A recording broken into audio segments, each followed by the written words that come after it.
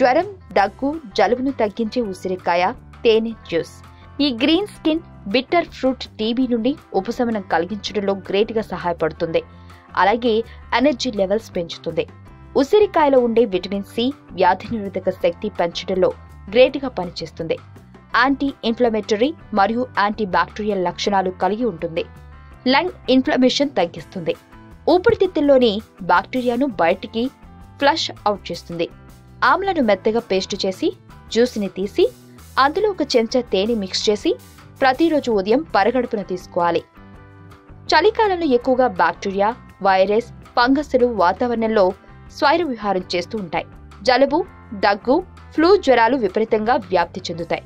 కాబట్టి ఎప్పటికప్పుడు వ్యాధి నిరోధక శక్తి పెంచుకోవాలి. మన పెరట్లో పెరిగే ఉసిరికాయ వర్షాకాలం, చలికాలంలో ప్రతి ఒక్కరి ఇంట్లో తప్పనిసరిగా పెట్టుకోవాలి. దీనిలో ఉండే శక్తివంతమైన యాంటీ ఆక్సిడెంట్లు వ్యాధి నిరోధక శక్తిని పెంచి సాధారణంగా వచ్చే జలుబు, దగ్గు, ఫ్లూ జ్వరాలను నియంత్రిస్తాయి. ఒక అర స్పూన్ ఉసిరి పొడి గ్లాసు గోరువెచ్చని నీటిలో ఉదయం మరియు రాత్రి నిద్రపోయేటప్పుడు తీసుకుంటే మంచిది.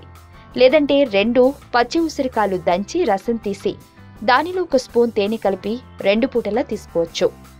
జీర్ణ సమస్యలను నివారిస్తుంది. pH లెవెల్స్ బ్యాలెన్స్ చేస్తుంది. మలబద్ధకం తగ్గిస్తుంది.